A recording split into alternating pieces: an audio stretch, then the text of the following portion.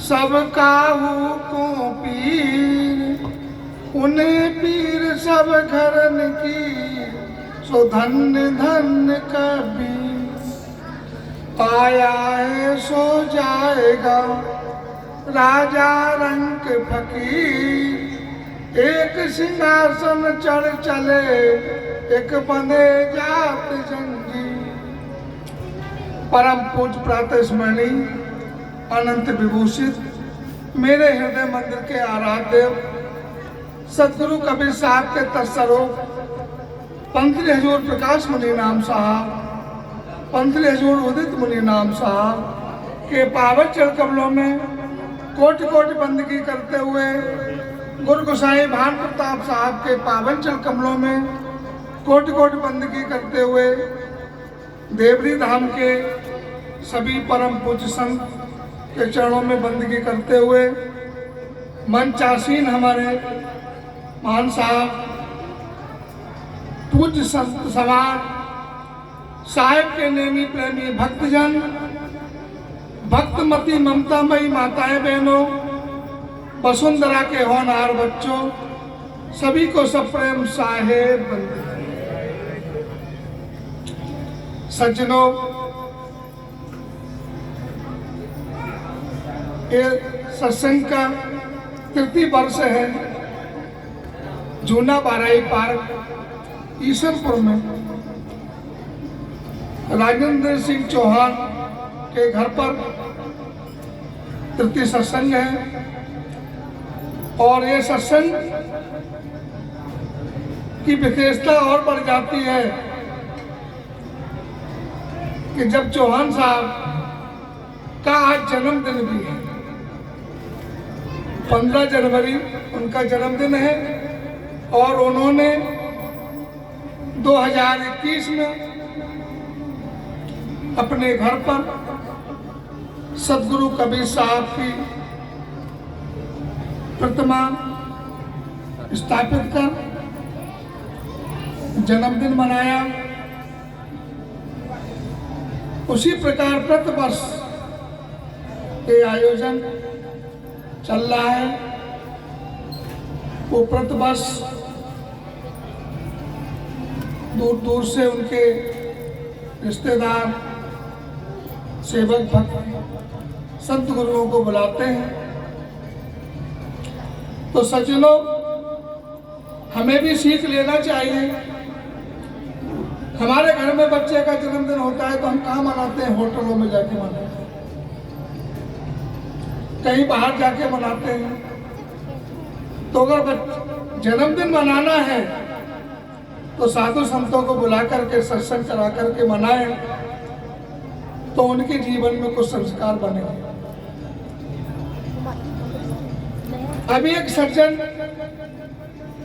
आज सुबह में से चर्चा कर रहे थे कि सतगुरु कबीर साहब का तो जन्म हुआ है और सतगुरु कबीर साहब हमारा आपकी तरह ही संसार में आए हैं। ऐसा नहीं है भाई। साहब ने अपनी वाणियों में कहा है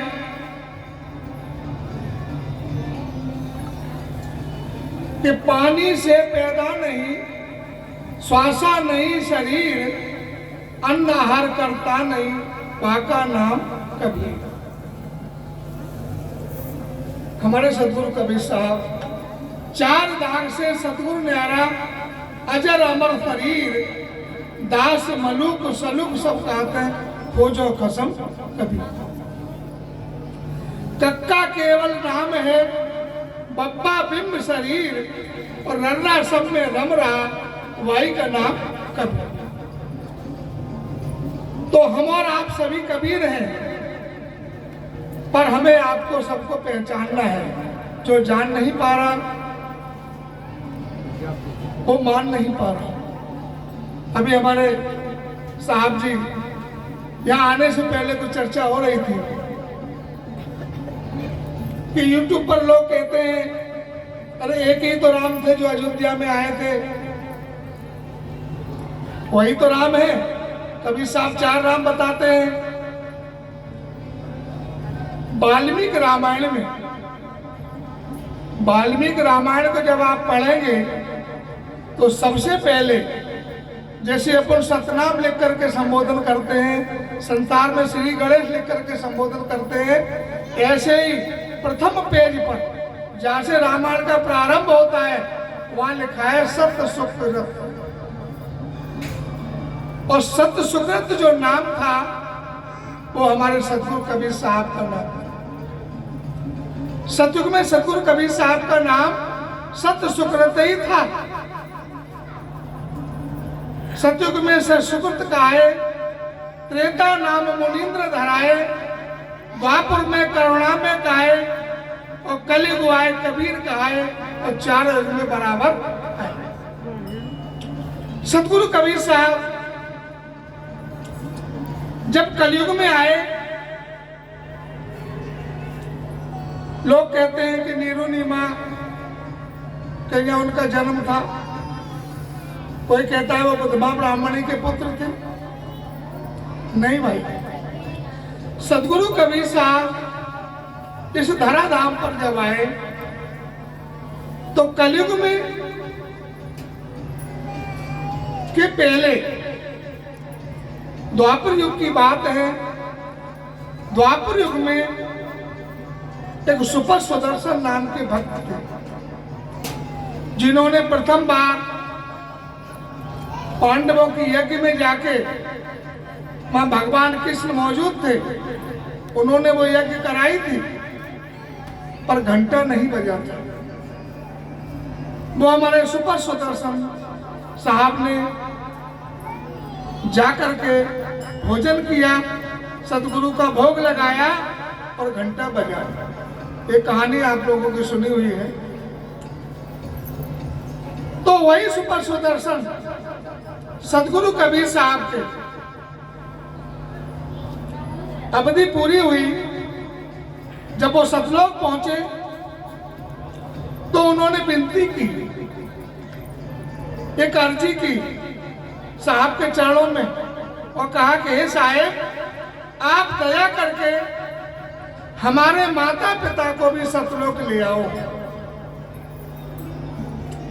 हमारे माता पिता में इतना बड़ा भक्त आज माता पिता की भक्ति और उनके प्रभाव से मेरा जन्म हुआ, और वो माता पिता में सतलोक आ गया, और वो संसार में 84 में जाएंगे, तो मेरी भक्ति का क्या मतलब है? साहब ने कहा वो कैसे आ सकते हैं? उन्होंने कभी सतगुरु को जाना नहीं, कभी नाम का सुमरण नहीं किया, तो कैसे आ सकते हैं? तो साहब कहने लगे सुपर सुदर्शन कि देखिए साहब, ये विनती तो हमारी आपको माननी पड़ेगी। नहीं, मेरी भक्ति का क्या होगा? ये तो वचन आपको मुझे देना ही पड़ेगा कि हमारे माता पिता को आप तारेंगे। जब साहब ने उनके अंदर की भावना देखी तो साहब कहने लगे ठीक है, मैं तारूंगा। तो प्रथम बार जब उनके माता पिता की अवधि सिरानी समय पूरा हुआ तो मन महेश ब्राह्मण के घर में उनका जन्म हुआ, और वहां पर एक गरीब ब्राह्मण परिवार था, गरीब परिवार था। उस गरीब परिवार में उनका जन्म हुआ, और वो सूर्य भगवान, उनकी जो पत्नी थी वो सूर्य भगवान की पूजा करते थे। सूर्य भगवान की पूजा नित्य दिन नहा धो करके जल देना। तो साहब कबीर साहब ने सोचा ये अवसर बहुत बढ़िया है। उनके कोई संतान नहीं थी, तो झोली फैलाकर रोज मांगती थी कि हे प्रभु मुझे एक पुत्र तो दे दो। उसी समय हमारे सतगुरु कबीर साहब एक बच्चे का रूप बना करके और उनकी गोदी में आ गए। और आकर के जब उन्होंने आंखें खोली, अपनी गोदी में एक पुत्र को पाया, तो उन्होंने क्या सोचा कि हमें सूर्य भगवान ने पुत्र दे दिया है, और उसको लेके वो अपने घर चली गई। पालन पोषण होने लगा, और जितनी बार वो दिन में उठाती, उनके नीचे एक सोने की मोहर मिलती। साहब ने धीरे धीरे उनकी गरीबी दूर कर दी। कुछ समय तक साहब रहे, पर वो तो अपने पुत्र ही सूर्य भगवान का पुत्र मानती नहीं। उनने ये नहीं जाना कि ये सतगुरु हैं और हमारे कल्याण के लिए आए हैं। तो साहब कुछ समय के बाद अंतर ध्यान हो गया। दूसरे जन्म में वही उनके माता पिता चंदन साहू बने। उनकी पत्नी का नाम उदा हुआ, और वो तालाब में जब स्नान करने गए, ये संवत 1120 की बात है, उस समय कमल के फूल पर हमारे सदगुरु एक बच्चे के रूप में किलकोर कर रहे थे। तो उदा ने देखा, पुत्र को उठा लिया, बालक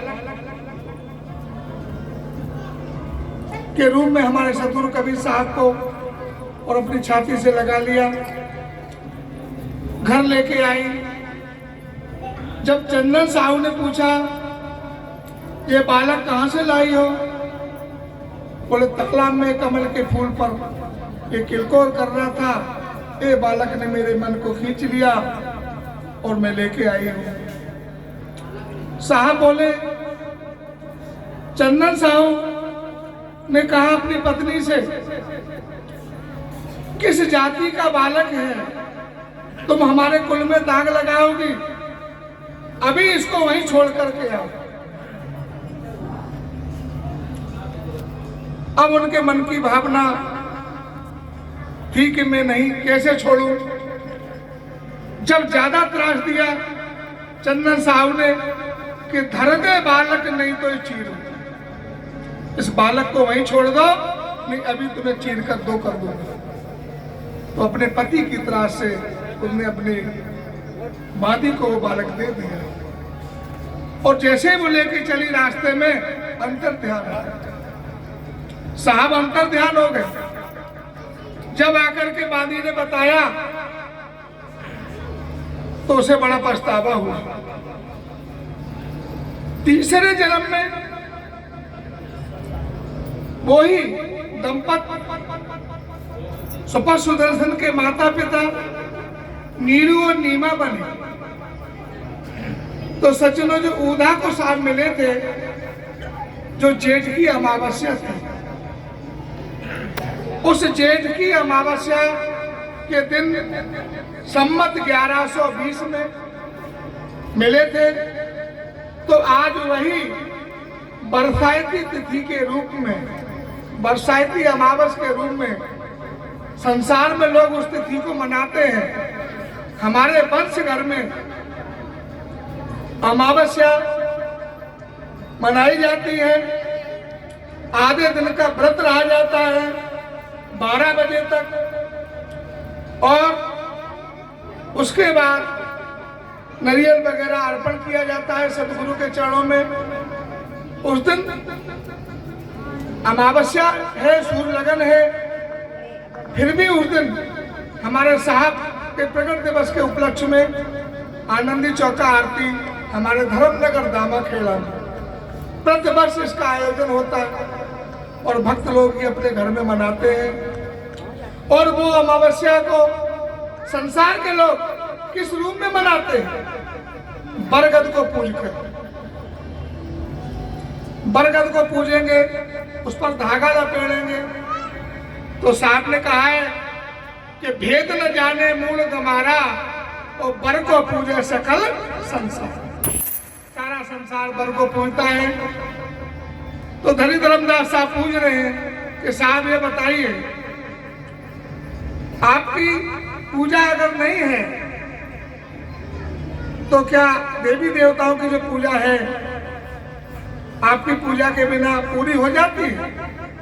तो साहब बताते हैं कि धर्मिन यज्ञ पुरुष है हम ही। हे धर्मदास, मैं ही यज्ञ पुरुष हूं। जिस यज्ञ में हमारा भोग नहीं लगता, हमको भाग नहीं दिया जाता, वो यज्ञ कभी पूरी नहीं होती।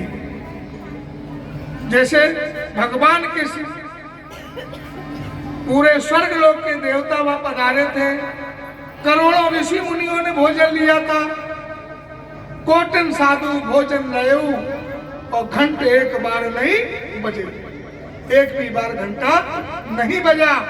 तो हमारे साहब कह रहे हैं परसाती मातम की जब कथा हम पढ़ते हैं उसमें लिखा है कि धर्मिन यज्ञ पुरुष है हमें। सदगुरु कबीर साहब स्वयं यज्ञ पुरुष है।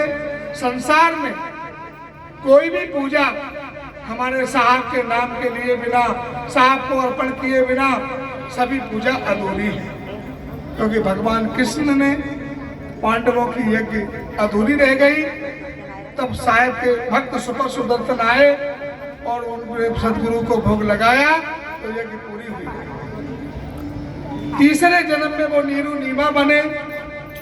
फिर नीरू नीमा को साहब 1455 में काशी लहर तालाब में कमल के फूल पर मिले।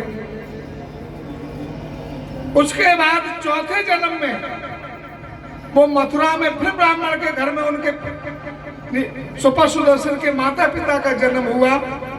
जब उनको सदगुरु फिर मिले, सदगुरु को उनने पहचाना, उनकी भक्ति की, तब उनका उद्धार हुआ। तो 4 बार हमारे सदगुरु कबीर साहब कलयुग में सुपर सुदर्शन के माता पिता को तारने के लिए आए।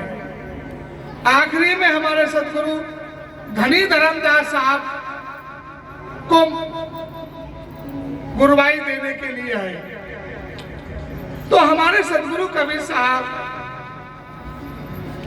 ये हमारे ग्रंथों में कुछ उनके प्रमाण मिलते हैं और लोग उनके बारे में कई ऐसी धारणाएं रखते हैं कि वो तो विधवा ब्राह्मणी के पुत्र थे। अच्छा, विधवा ब्राह्मणी के पुत्र थे, मैंने मान लिया। उस ब्राह्मणी का नाम बताओ, कौन सा गांव था, कौन सा नाम था और उसके पति का क्या नाम था।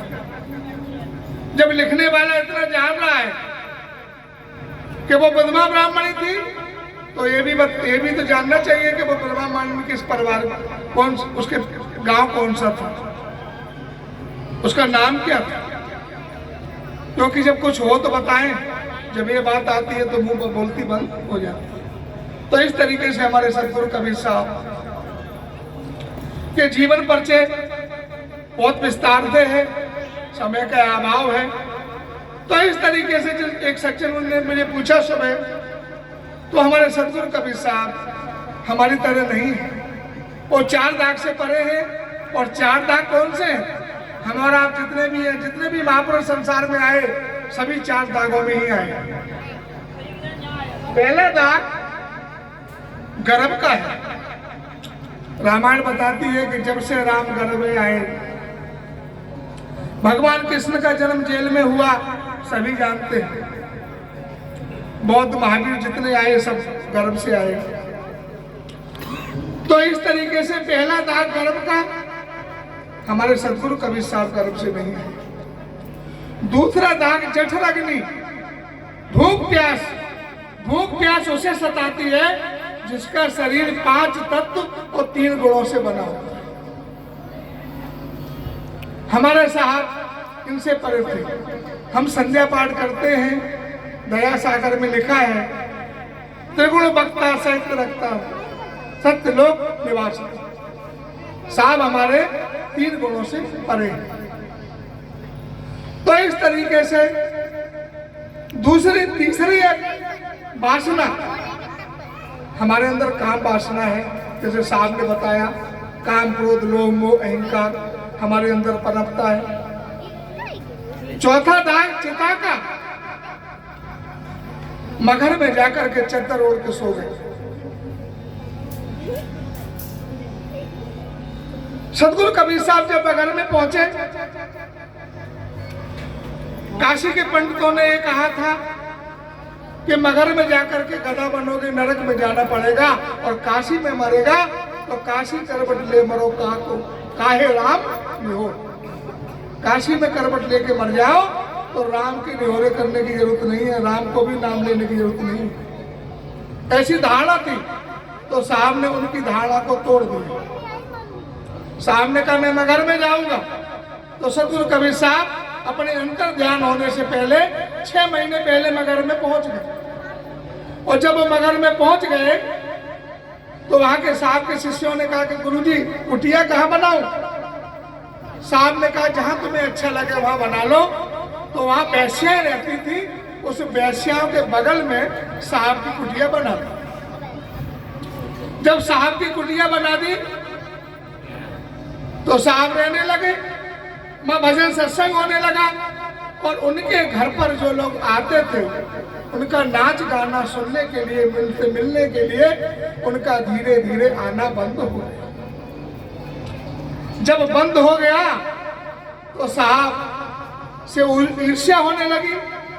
एक दिन उन्होंने अपने यारों को बुलाया और बुला करके कहा कि ये फकीर जब से आया है तब से मेरा व्यापारी चौपट हो गया, एक काम करो इसकी झोपड़ी में आग लगा दो। साहब की झोपड़ी में आग लगा दी तो साहब अपनी करताल लेकर के बाहर निकल के भजन करने लगे, कुछ लेना न देना मगन रहना, कुछ लेना न देना मगन रहना। अब वो आग धीरे धीरे साहब की झोपड़ी जला करके उनके मकान तक पहुंच गई, और उनकी आधी से ज्यादा बस्ती जलने लगी, उनका पूरा घर जलने लगा, और वो रोने लगी, चिल्लाने लगी। जितनी जो गड़काएं थी, आए बचाओ बचाओ बचाओ, लोग इकट्ठे हो गए। क्या हुआ क्या हुआ?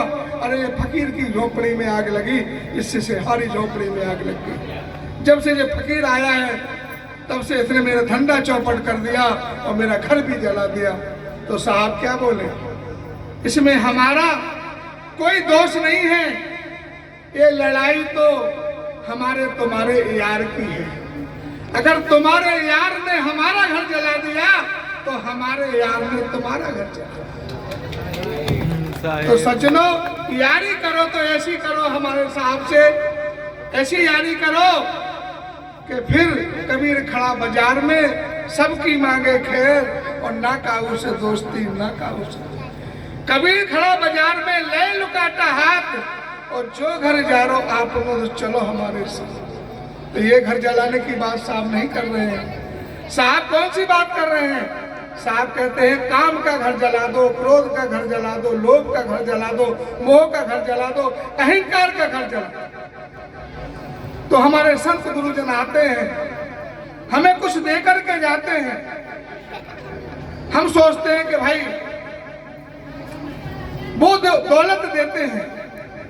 हमारे संत गुरु के चरणों में वो पारस होती है जिस पारस को जो कंचन बनाता है। साहब ने उस पारस को तो कच्चा करार दिया है, कच्चा करार के पारस से कंचन भया, वो पारस है कच्चा, और पारस से पारस करे वो पारस है पक्का। तो इस तरीके से एक भक्त थे, उनके घर पर उनके गुरुजी आए और गुरुजी को आसन दिया जैसे आप लोगों ने दिया, आरती उतारी, स्वागत किया, चरणामृत लिया। गुरुजी ने पूछा हालचाल कैसे हो बच्चा? बोले गुरुजी मैं तो ठीक हूँ। बोले फिर भी बताओ कोई परेशानी? हाँ गुरुजी परेशानी है, थोड़ा रुपए पैसे की तंगी है। गुरुजी ने कहा ठीक है, ये समस्या तो तुम्हारी हम हल कर देंगे। तो अपनी झोले से पारस पत्थर निकाला और पारस पत्थर निकाल करके दे दिया। बोले इसके अंदर वो गुण है कि लोहा छुपाओगे तो सोना बना देगा, और इसको संभाल के रखना, और 1 साल बाद में आऊंगा तब मुझे ये वापस चाहिए। बोला ठीक है। गुरुजी दे करके चले गए। जब दे करके चले गए, अब क्या हुआ, शिष्य ने उसे रख लिया घर के अंदर और बाजार में गया। पूछा भाई लोहा क्या भाव है? बोले साहब 20 रुपया किलो है। बोला और सस्ता होगा क्या? बोले हो सकता है। बोले तो कोई बात नहीं, जब सस्ता होगा तब लेंगे। वापस आ गया लौट। फिर 1-2 महीने के बाद गया, फिर कहा, पूछा कि लोहा क्या भाव है? अरे भाई अब तो 50 पैसे और किलो और बढ़ गया। अरे बोले महंगा हो गया, सस्ता होगा? बोले हो सकता है। 1-2 महीने 2 महीने के बाद फिर गया, फिर जाकर के पूछा लोहा? बोले अब तो पूरे 2 रुपए महंगा हो गया, 2 रुपए किलो और बढ़ गया। अरे भाई ये तो बहुत महंगा हो। फिर लौट आया, 6 महीने बाद गया, फिर पूछा, अरे बोले वही भाव चल रहा है। ऐसे ऐसे धीरे धीरे साल बीत गए, वो लोहे का भाव करता रहा। तब तक गुरुजी आ गए। ए साधना बैठ जाओ। तब तक गुरुजी आ गए और गुरुजी ने कहा बेटा लाओ मेरा पारस पत्थर, कितना सोना बना लिया। अरे गुरुजी कहां से बनाता, पूरी साल भर भाव लेता रहा, लोहा सस्ता ही नहीं हुआ, भाव बढ़ता रहा। अरे बोले मूर्ख, क्या सोने से भी महंगा था क्या? तो इस तरीके से हमारे गुरुजी पारस रूपी सत्य दे करके जाते हैं, हमारे संत पारस रूपी सत्य दे के जाते हैं। हम अपने गृह कार्य में, संसार के अन्य कामों में, दुनियादारी में ऐसे ही समय व्यतीत बीते जाते हैं और हमारा तब तक समय चलने का आ जाता है और हम कभी भी लोहे से कंचन नहीं बन पाते। तो सज्जनों, मैं अपनी वाणी को यहीं विराम देता हूं और अब आगे हमारे साहब हंसमणि साहब आ रहे हैं। पर हंसमणि साहब हमारे, आप लोग जानते हैं, बड़ौदा वाले भी जानते हैं और हमारे अहमदाबाद वाले भी जानते हैं, चाय के बहुत शौकीन हैं। क्या हुआ, एक बार एक ग्वालियर पहुंच गए हमारे पास, तो बोले हमसे, बोले हमें ऐसा करिए साहब ग्वालियर घुमा दो। हमें चलो भाई, घूमने निकले। तो ग्वालियर में स्टेट के समय का एक उषा किरण पैलेस है, एक होटल है, उषा किरण पैलेस के नाम से एक होटल है और वहां पर विदेशी लोग ज्यादा आते हैं, क्योंकि वहां का खाना, वहां का चाय, आपको जो बिस्लेरी बोतल है ना, वो भी आपको 150 रुपए की मिलेगी और चाय वहां पर 500 रुपए की मिलती है और भोजन की तो कोई कीमत नहीं है। वहां पर 20,000 रुपए तक की थाली है और एक रात का 40,000 रुपए लगता है रुकने का। तो उस रेस्टोरेंट में गए, उधर घूम रहे थे मोती महल जयविलास पैलेस में। तो मान साहब बोले इसमें क्या है? मैंने कहा ये होटल है, इसमें खाने पीना सब कुछ मिलता है, पर वो अपने मतलब का नहीं है, वहां तो नॉन वेज भी बनता है। तो बोले चाय मिलती है? हमने यहाँ चाय तो नहीं। तो मान साहब ने कहा चाय तो पी लूं। मैंने कहा पी लो। तो मान साहब उस रेस्टोरेंट में जाकर बैठ गए और वहां क्या था, जो वो होता है ना बहरा, तो उसने आके मेनू चार्ट रख दिया। अब मान साहब को अंग्रेजी आती नहीं, तो अमान साहब चुपचाप बैठे हैं। तब तक क्या हुआ, एक अंग्रेज आया और उसने बाद में दे देंगे, कहा बन कप टी, उसके लिए 1 कप चाय आ गई। दूसरा अंग्रेज आया, वो जापान का था, वो अमेरिका का था, पहले वाला, उसने मांगा बन कप टी, तो उसके लिए 1 कप चाय आ गई। अब मान साहब की समझ में आ गया कि बन कप टी कहने से 1 कप चाय आती है, बन माने 1 और टी माने चाय। तो इस तरीके से मान साहब ने बोल दिया बन कप टी, तो उनके लिए भी 1 कप चाय आ गई।